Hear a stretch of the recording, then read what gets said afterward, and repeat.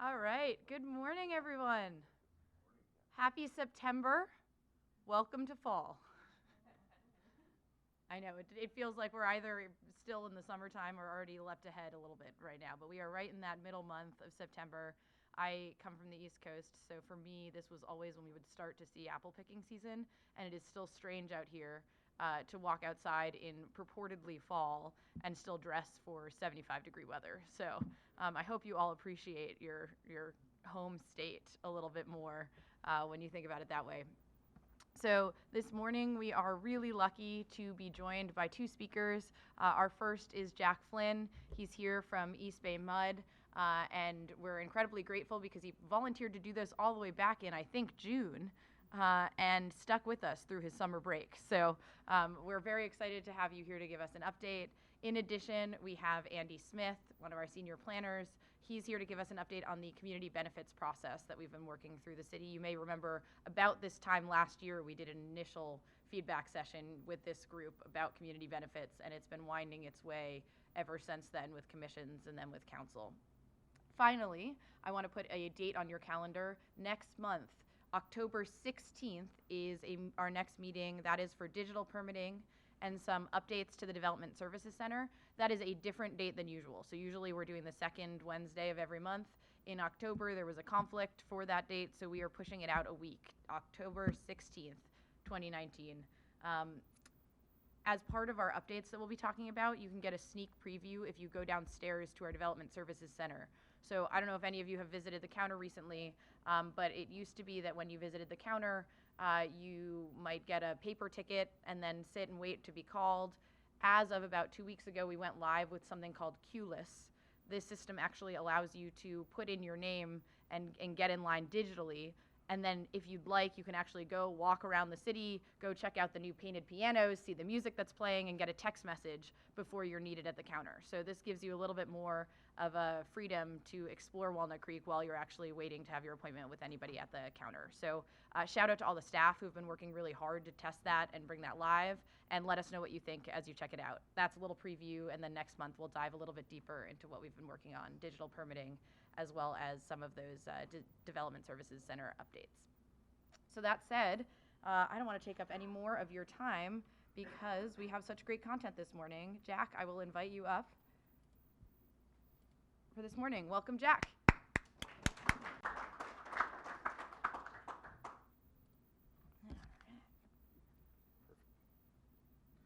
Well, thanks a bunch. Like I was introduced, I'm Jack Flynn. I'm the new business manager at EBMUD. And so if you need a new meter, a new water service connection, if you're looking for information regarding what our standards are or regulations, come talk to me at my office or come talk to my staff. They're fantastic. So starting off with, we're going to do a little brief overview of where our water comes from, because I always get a little bit more excited about that than anything else that we do. And the idea is that we have a watershed in the McCollum Valley, and we actually bring water 90 miles away. It comes from the Sierra runoff, and so when you open your tap, it's clean, pure water that's, for the majority of part, gravity fed and stored in our Part E reservoir. Again, up in the upcountry, and then it comes down through our aqueducts that were installed some over almost 90 years ago now, and it brings water all the way down into our different treatment plants in order to, again, that clean, fresh water as it comes out of the tap. We have 6 treatment plants, 167 reservoirs throughout our system, 136 pumping plants, and then over 4,200 miles of pipeline that we have to take care of.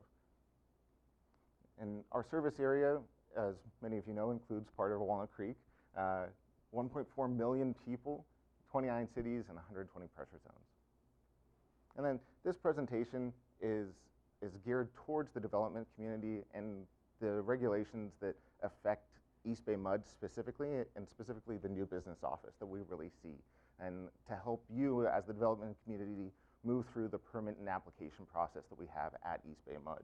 So the main thing that we deal with in the new business office is the application process to ensure that the application for water services are complete and we have all the information that we need in order to review and process your application in a timely manner. What regulates us is the idea of our regulations, and we tell people this all the time. the regulations govern us, and these are the ones that we see the most in the development community that mean the most for you as developers.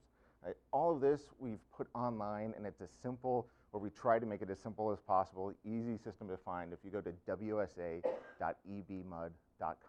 and it's right there at your fingertips to find the regulations that govern water service. The first one is the explanation of terms, and I'm just going to touch on 3 of the main terms that we deal with over and over again. What's the idea of a premises? And we mention this word often, and really if you think of it more of a parcel and a parcel line. And so in this picture you can see that there's the gray lines are the different parcel lines and also interchanging with premises. Why is that important? Because we say that each premises has to have a separate meter and a separate fire service connection or private fire service line, and that a private fire service line can't cross premise boundaries or premise lines. And so if you have a development in like this picture and you go, oh, I'm just going to have one fire service and loop it throughout the whole situation, even though it's broken up into different premises, we won't allow that. We'll say, no, you have to have an individual private fire service connection for each premise that's there. Principal frontage is the idea that we have to have a water main that directly fronts a property line or a premise, again. So all of these kind of build on each other as I go through. The black in this picture is our water line, and the gray lines are the different premise or parcel lines that are broken off again. And so in this picture, as is, all of those gray properties have principal frontage because they have a water main that's directly fronting their property. Now, if somebody was like, I'm going to buy this, I'm going to separate all of these into more subdivided premises, then those internal ones will no longer have what's called principal frontage, and then it requires a main extension. And so when you're thinking of this development or properties that you're buying, know that we require our main to run in front of a property so then we can have a direct connection, a 90-degree lateral from our main to that property. So we have the meter awareness. So if somebody has a leak, they go outside, they see a meter in front of their building, they know it's that meter that they can turn off, and they don't have to turn off a bank of meters in the ground somewhere. Next is the separate structure, and this is one that we come up often. For EBMUD, we're thinking in the future, not just at the immediate project. And so each separate structure requires a separate meter for that water service. And so in the future, this property or this building, maybe 100 years from now, somebody wants to break it up and sell off each individual building rather than keeping it as a whole project. And so that's why we require the separate meter per building, is because we want to make sure that in the future that building has water rights, or that structure has water rights, not just the premise as a whole. Section 2 goes into how to apply for service, and what we're really trying to focus on right now is the idea of a pre-application meeting. So come talk to us at the very beginning stages of the development, not when the building's already up and you go, oh, I need fire service now. Come talk to us as you're designing this. We're open. Again, you can contact us through the WSA system, through the application, or you can call us, you can email us, or you can just come on down to Oakland and stop by 375 11th Street. We've got a nice big building. We're on the first floor, so you don't even have to deal with checking in with security. You just tell them you're going to a new business office and you go right in. But please, we're really trying to push this pre-application meetings in order to get you aware of all of the regulations and requirements we have in order to review your application. Section 3 of the regulations goes into standard of service and metering requirements. And again, it's that idea that we require that meter on the principal frontage for that one building.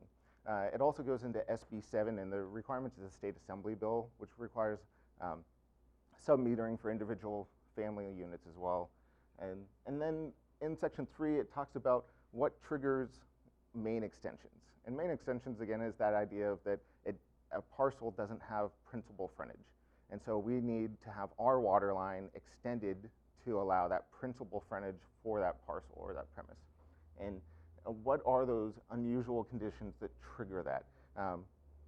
And again, it's like, if it doesn't have principal frontage, it triggers that main extension.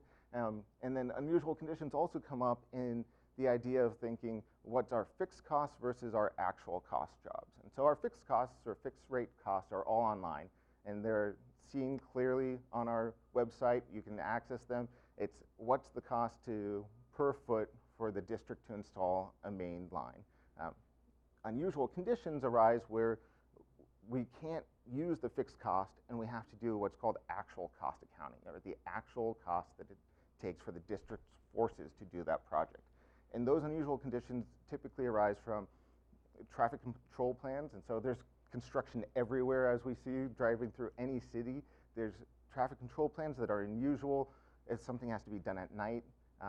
Anything around a school zone where there's children involved, things like that will trigger that change from our fixed rate cost to an actual cost accounting, which is, again, an increased cost to you as developers, and so we want to make sure that we're upfront with you from the get-go. And that goes back to that pre-application meeting. Please come talk with us. We like to talk to people. And Section 3, again, talks about principal frontage. Section 4 is this triggering of main extensions. And then also, the big one that we talk to developers about all the time is this 1,000-foot threshold. And what's the 1,000-foot threshold? Well, anything that's over 1,000 feet main extension, we allow the applicant to hire contractors and do. Anything that's under 1,000 feet, we require district forces to perform the work. And so if you're looking at your project and you go, well, I know I don't have principal frontage and I need to run a pipeline about 800 feet, it'd really help you out and speed up your process if you could find a way to run that pipeline 200 more feet, or to get that 1,000-foot range.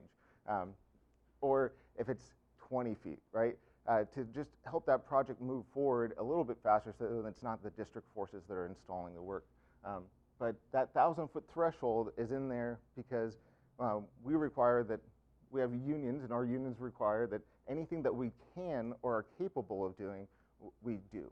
And so we say that we can do 1,000 foot or less main extensions in a reasonable amount of time. And that's where that 1,000-foot threshold comes in. Section 5 is the private fire service. And know that the private fire service form is required from the fire marshal. And so it's you as the applicants or the developers to talk with the fire marshal and get this form filled out. We call it the Part 2 form. And it's really the different agencies that require this information, so we know how many fire hydrants you need, what your flows are required. So when we're sizing the water line or the water system, we provide you with an adequate flow for your project.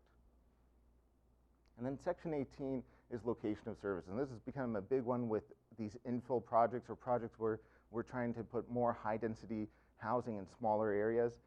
The idea of where will meters be allowed to go? And we really have just two items where we do not allow meters to go in. Meters will not be allowed to go in driveways or in the traveled roadway or a private roadway. These aren't pictures of EBMUD's area, they're somewhere else. Thank you, Google. In here, you can clearly see some of the reasons why we don't want meters in driveways is we don't want the traffic running over them. It's dangerous for those that are going to be servicing it. Again, we're thinking longevity with our meters and our meter locations. We've been around for 100 years and we aim to be around for 100 more. And so we don't want people that are working on these meters dealing with the traffic that's in those locations. It's a safety issue, really, more than anything else. And then here I'm going to go into a little bit about how to streamline the application process as a whole. When this is kind of a little flow chart about what you need to remember, that there's a bunch of different agencies within EBMUD that's reviewing your application. So it's not just the new business office that we're requiring all of these steps to get you through the process, but we have a lot of different subject matter experts. And so again, pre-construction support is the new business office. Come talk to me, first floor, down in Oakland. While you're submitting the application, know that a lot of it, the onus is on you. And so we have got our online application system, wsa.ebmud.com. Fill out that online application, make sure that that's complete, because we need that complete application in order to move you into the review process of the other subject matter experts, as well as you need to be talking with the fire agency and get that Part 2 form filled out completely. Then after we have a complete application, again, the new business office is involved throughout this whole step, but we'll then send it through the different divisions within EBMUD to ensure that those divisions have the information that they need. And so whether it's easements that are required, regulatory compliance with handling of soil and materials, or pipeline design for main extensions, we'll handle those internally, but know that all of those different divisions have to review your application themselves, and so that takes time. This is a lengthy process, but there's a lot of hands involved to make sure that we're providing you with the adequate amount of water and flow that you require. And then once it's finally ready to release, we have the installation services, whether it's 1,000 feet or more, and we'll have our construction inspectors release the pipeline for you to have your contractors perform the work, or if it's less than 1,000 feet, we'll have our internal crews do the work. Either it'll be distribution, maintenance, construction, or our pipeline construction and equipment crew. And then during this whole process, there's also outside agencies that are involved. There's the fire agencies, there's local governments where we have to get encroachment permits from to make sure that we're abiding by the local regions and the local requirements, that we're not just doing whatever we want in the street. And then also you as the applicant, you need to make sure that you're in constant communication with us. And so when you do fill out the application, we ask for an email address. Oftentimes that's the main form of communication back and forth. And if we don't have that email address, or that email address is something that you just, oh, that's my junk email address I'll put in, when we try to contact you, we won't be able to. So please actually fill out information where the contact information is something that's monitored or looked at, so then we will have that communication back and forth during the application process. And then there's a few things that have been coming up more often that within the development community that I'm just going to touch on real briefly. The idea of this separation requirements, where what's required, and it's required by the state of California for the separation of different utilities underground. So you can see sewer requires a 10 feet separation from our domestic water line. And this is one of those items that, again, these infill projects, we're trying to smush everything in together and you have a real narrow roadway, have to remember that we still require these separation requirements because it's state of California's requirement, that they're forcing on us as a utility company to make sure that we provide this adequate horizontal clearance or vertical clearance from sewer. So keep that in mind when you're designing these projects or having these projects designed, that there are clearances that we're bound by the state of California to uphold. Also, with infill projects, we've noticed recently, and I'm not sure how much is in Walnut Creek, but throughout the Bay Area, there's been a lot of contaminated sites where we go, hey, now that housing is going crazy, let's buy this contaminated site, clean it up, and put a housing development there. And with that, we've come up with this idea to protect our water pipeline and also our future maintenance workers. It's the idea of a clean utility corridor. And it's a larger area and to allow our workers to work in the event that there's a main break or that they have to go in and do maintenance on the work itself. And so then they can know that while they're digging in this demarcated area, it's safe soil to remove and put back in. And it's not something that's contaminated or requires HAZWOP training or anything else. And those are the main issues that we see today. Are there any questions that I can field right now? Any issues that are coming up that? There's a lot of interest on ancillary units. Some of the cities are pushing. So it's my understanding if you build a 600-foot unit in the back, totally detached for a granny unit or whatever, that EBMUD is still requiring a separate meter, and those meters are running between, what, 30,000? So if it's an ADU and we just follow what California requires as an ADU, and so as long as it's actually an auxiliary dwelling unit, we do not require a separate meter, but we do require a meter review to make sure that the existing meter is large enough to supply both the home and the ADU that's going out there. So if it's large enough, you can use the existing meter, and it's not attached to the house, it's separate. So as long as it's defined as an ADU, then we'll follow that definition. And that's, we put a lot of the onus back on the city itself. So in the city permitting process, if they go, yes, this is an auxiliary dwelling unit, great. We still need a meter review to make sure that that water size is adequate there. If it requires a private fire service, then we will require a separate connection or a dual meter connection.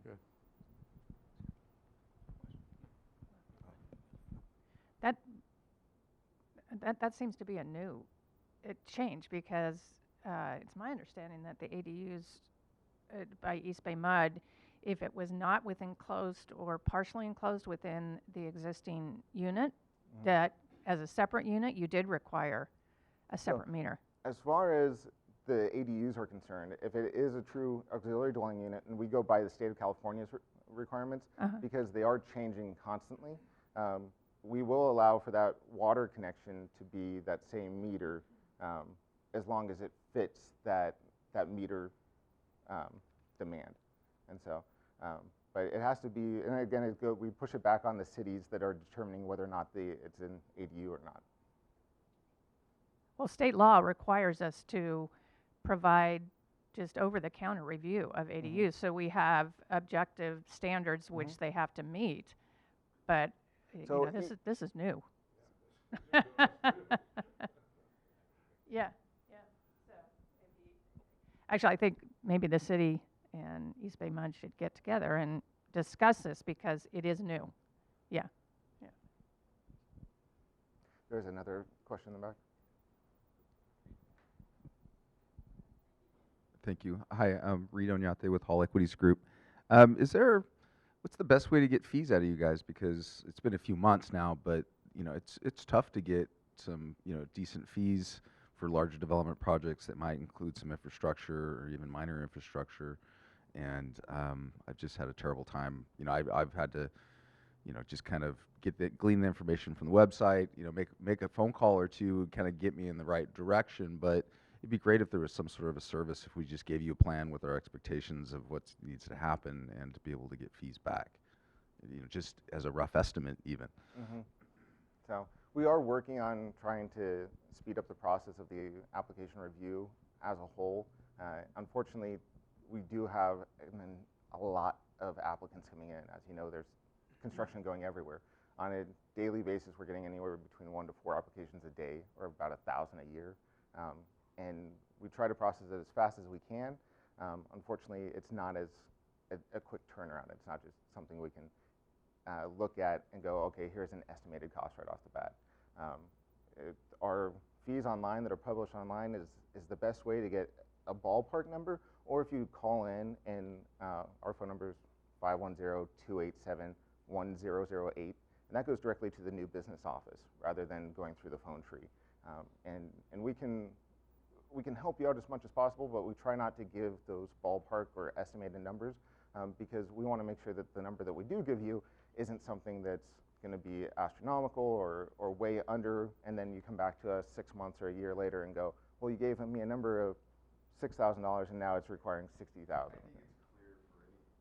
It's clear for any developer who's just starting out and trying to work out a pro forma that things might change moving forward. So whatever disclaimers you guys would put on it would be fine, but at least it would get us thinking about the different categories that are going to apply, you know, when we're looking through the laundry list of potential fees. So, well, thank you. We'll take that into consideration and see what we can do.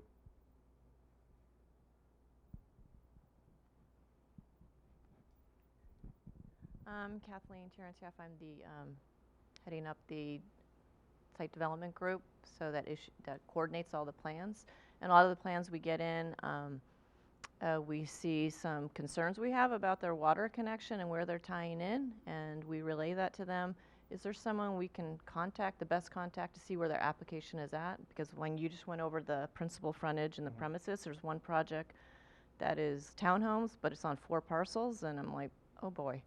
This may be an issue. Who would be should we reach out to you and find out where the application's at? And yeah, you can reach out to my office directly, so it's nbo@ebmud.com, and that's our general email account that we monitor all the time. And so that'd be a great way, or you can call us up, you can call me, and find out where the application's at. So Jack, I had a quick question. My name's Ethan Bindernagel. I'm the planning manager here in Walnut Creek. And as is highlighted for next month, we're going to be talking about digital permitting, our digital process, trying to go more digital. Could you give us a quick update or overview if in fact East Bay MUD has investigated that? I believe our jurisdictions that we've talked with you in the past, but if there's any sort of update or movement or how you process, if you process, can you process digitally submitted permits, or what the state of affairs is at East Bay MUD relative to digital submittals? as far as applications that are digitally submitted to us, or as far as However you wish to proceed. Yeah, however you want to answer that. I don't know what the estate is at East Bay Mud. In 2018, we rolled out our new water service online application, which is a 100% online service application. And now we do not accept paper applications anymore. And that's twofold. One, we don't require the development community to print out 4 copies of all of their plans and bring it into us, and then we would just scan them anyways into a PDF and then attach it to a PDF. And so we're taking away a lot of that cost on the applicants in order to provide us that information, as well as helping us streamline the process, because the online application system has all of the information that's needed to help the applicant provide a complete application process. And so once that's completed, then we are able to actually move that to the different work groups digitally, rather than, again, having to send paper plans up and down throughout the district. As a quick follow-up to that, I appreciate hearing that. City of Walnut Creek receives applications, as Kathleen alluded to, all the time for new service, et cetera. And my question then is, we route plans around, and at least at this point, we still accept and require paper plans, though we are trying to go more digital, PDF versions, thumb drives. In the event that we go that way, and I think we will be, is East Bay Mud open to or receptive to receiving a referral on a project via PDF? And if so, what's the best address to send that to? Yeah, PDFs we love, and again, it would be that NBO@EBMUD.com. NBO as in New Business Office? Exactly. Thank you, okay. So make sure for those who are watching at home who may not have understood what you said, just to make sure we're clear. Because I know there are 5,000 or 10,000 people watching this, or will be, so I just want to make sure we're very clear. That's great, at least, yes. Any other questions? Fantastic. Jack, thank you so much. I appreciate you taking the time this morning. Thank you. Thanks. I'm going to grab a local copy off your thumb drive. Okay. Okay, a switch just for a moment. Jessica Cole had another meeting to step out to, so I'm going to reprise my role as formally as an MC. And I'd like to invite up Andy Smith. He's a senior planner. Andy is our head of long range and transportation planning here at the city. He's also been heavily involved in the West Downtown specific plan. Some of you know that plan well. Andy certainly does. Andy's trying to forget, yes. But that said, he's going to talk to us about the community benefits process that the City of Walnut Creek is investigating, and our council gave us the direction to pursue. And so he'd like to give you an update. Good morning, everybody. As Ethan said, my name's Andy Smith, head of long range and transportation planning here for the city. So last night, actually, I was giving a presentation in this very room until about 9 o'clock, or well, a little earlier than that. But I had a PowerPoint presentation. It was like 128 slides. I don't have that for you this morning. Just have my one slide right here, so everybody gather around. This will just be a short update on kind of what's happened, where we are today with regard to the community benefits process. So as some of you may be aware, I worked on the West Downtown specific plan that was recently adopted here in Walnut Creek, on the west side of our downtown, because we're very creative in our plan names. And one of the mechanisms that we had included in that plan was what's called community benefits zoning. And basically what that is it's a tool that's used to help achieve the vision of this specific plan. This is a 25-year plus plan, and it calls for a lot of public improvements, be it infrastructure, parks, streetscape, any number of things. And so community benefits is a way of helping to achieve this vision, helping to pay for some of these improvements, as well as helping to balance the impacts and benefits of new development, because the specific plan does call for significant new development and investment in West Downtown. And so basically the way it works is the plan essentially upzoned most of the properties in the plan area. So you can see increases in height, floor area ratio, or FAR, residential density. Not every property saw all 3 increases. Some properties didn't see any at all, but kind of overall in general, it was an upzone.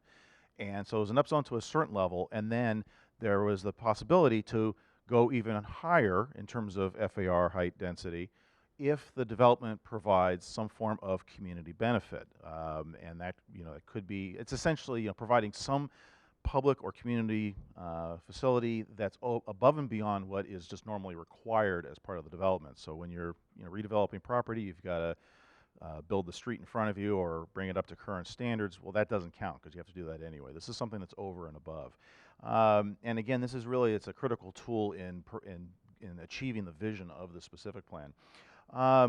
And in the work with West Downtown, we explored several different options for how to go about doing this, and the plan had originally recommended, or the draft plan had originally recommended going with a points-based system, which would say, basically, if you do this, actually a specific type of benefit, you get, say, 0.3 FAR more.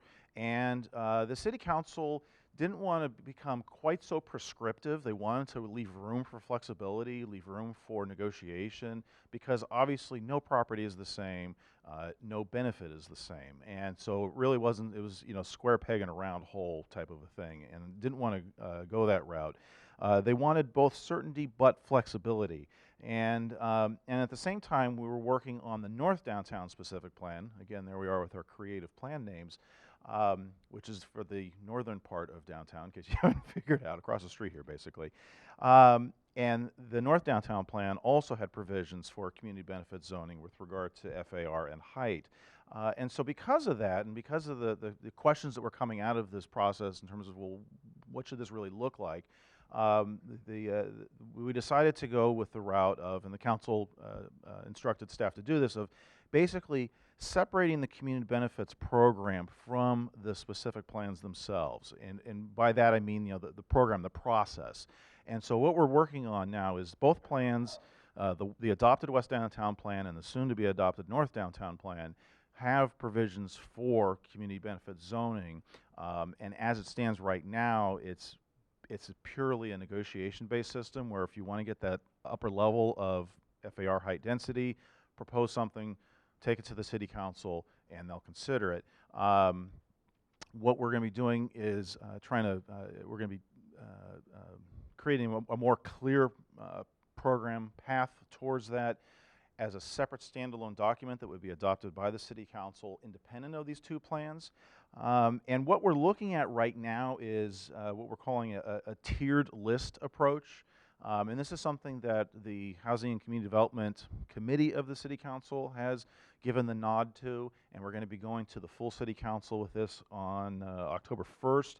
Basically what it is we're looking to create a tiered list, hence the tiered list approach, where we basically group different types of community benefits into 3 or 4 buckets. And that, for simplicity's sake, I'll today call them small, medium, and large. They're not going to be called that ultimately, but the idea being to identify, okay, here are the big, the expensive community benefits that if you, the developer, provide one of these, pretty much you're going to get that maximum increase in FAR height or density. And then there's the medium ones where, maybe somewhere in the mid-range, or if it's a smaller project providing a medium benefit, maybe you'll get for that smaller project the maximum FAR height density. And then there's going to be the smaller, the list of smaller types of benefits where you'd be seeing more of an incremental increase. And then of course also having the option to just pay an in lieu fee, to allow that flexibility if you as the developer really aren't interested in actually building something off-site, for example. And then within those buckets, within those tiers, we'll be working with the City Council to try to prioritize the list of community benefits so that, if you're looking at the medium bucket, and again, we're not going to call them small, medium, large, but again, for simplicity's sake today, if you're looking in the medium bucket, the list of benefits will be somewhat ranked in terms of what does the city want to see, most want to see. And so you'll, as a developer, will have a much clearer idea of what you should be aiming for, basically. Ultimately, it would still require City Council approval for accepting the community benefits and granting the additional height FAR or density, but that's the mechanism that we're looking at going with. Also, when we were working with the West Downtown plan, there was a lot of talk about, well, do these community benefits, if a developer is providing community benefits, do they actually have to be located within the plan area? And the direction we received from council is no, not necessarily. it basically, the community benefits should serve the residents of the city at large.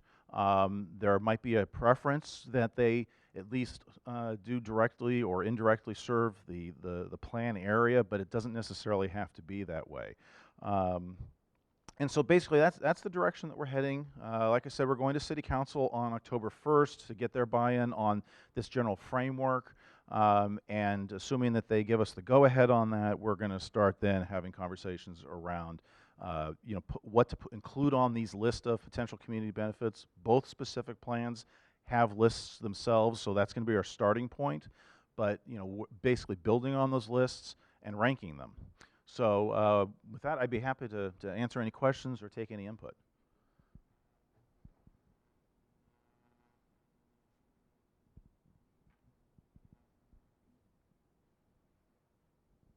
So Paul Causey, resident and on the Central Sand Board, can you give us some examples of what you think will be small, medium, and large community benefit? So, is a tree a community benefit, or is a resurfacing a street that's not necessarily right by the development? What are some of these benefits that you're talking about? So some of the benefits that are already called for in, say, the West Downtown specific plan is streetscape improvements. There's, right now as an example, in West Downtown, Mount Diablo Boulevard is still very much just a remnant of its days in the 1950s when it was State Highway 24, and it very much looks like that. And we're trying to move it. The plan calls for moving it into more of an urban village with, there's a lot of the private development end of things, but within the street right-of-way, bringing in bicycle infrastructure, greatly improved pedestrian infrastructure, things like that. And so a potential community benefit would be those types of improvements, not just in front of the project, but some over and above somewhere else in the plan area. Or perhaps it could be some improvements to, say, Civic Park, new facilities in Civic Park, because that serves West Downtown. In terms of what would be small, medium, and large, I would be really hesitant to say that now, but I can tell you that something that would be on the very, very high end, maybe the super large bucket, would be Oakland Boulevard, which is really still the 1930s bypass around downtown. There's no curbs, there's no gutters, there's not even storm sewer out there. And so that's going to be the plan already identifies that as a very expensive fix, and there's some topographic challenges there. So something like that would be definitely in the large or very large bucket, just as an example, or maybe a portion of that improvement. Oh, well, let's see if we can get it. Quick question. Does this apply to only the West Downtown and North Downtown specific plan or other development? So right now, it only applies to West Downtown because that's the only plan that's been adopted. The draft, public review draft North Downtown plan is already out, and initial reviews have already occurred with the City Council. Assuming they adopt it more or less as is, then these rules would apply to the North Downtown plan area as well. One of the reasons, and maybe you could say a side benefit of doing this program as a separate standalone document, is it makes it easy then for the City Council, should they choose to do so, to expand the areas where community benefits could be an option. They would have to rezone the areas outside of those two plan areas to make that an option, but because it's a standalone thing, they can say, okay, here's this third location, change the zoning, and allow community benefits according to this standalone process. But for the time being, it would just be the two plan areas.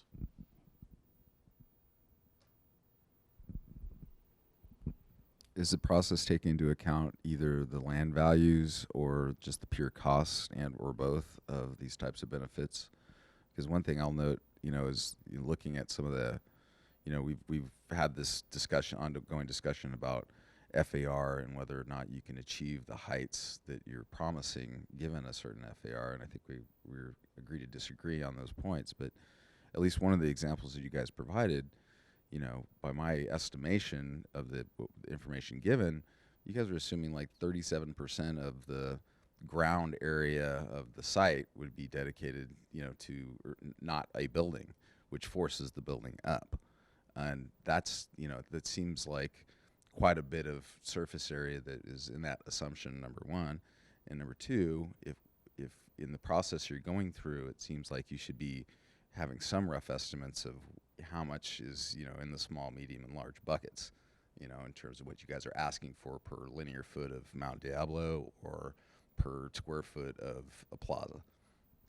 So because that's a good question, and that's actually that reason why the council has directed us, and we're totally on board with this anyway, of going with a more flexible approach, because as you well know as a developer, there are variables upon variables upon variables, and you know, I mean, there's obviously land use, you know, property up at the far western end of Mount Diablo Boulevard, the dirt's a lot cheaper than near California, for example. But then also the geology might be different, and so you might have to spend a heck of a lot more money to dig out a basement up there, and there's all sorts of variables, and so it's really just not possible to create a strict formula to say, well, if you give us 1,000 square feet of public plaza, we're going to give you 0.05 more FAR, because it just doesn't work that way. And so that's why there's this flexibility built in, so that those factors can be taken into consideration.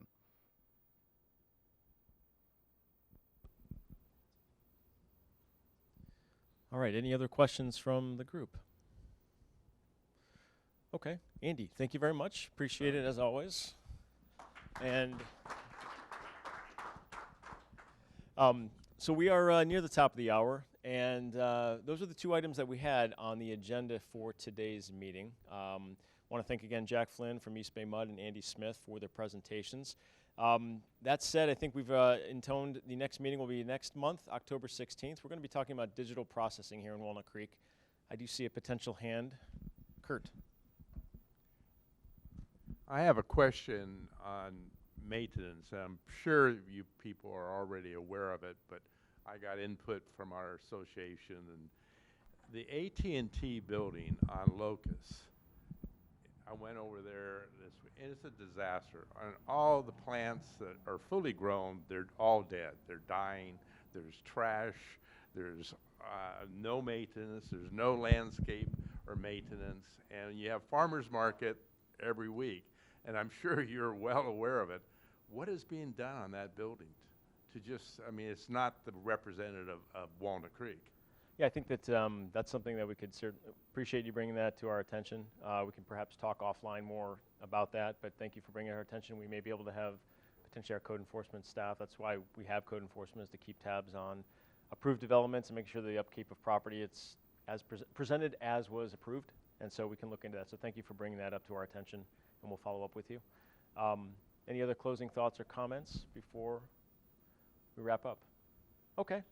I think that's it. Thank you all for being here this morning. Appreciate it. We'll see you next month. Thank you.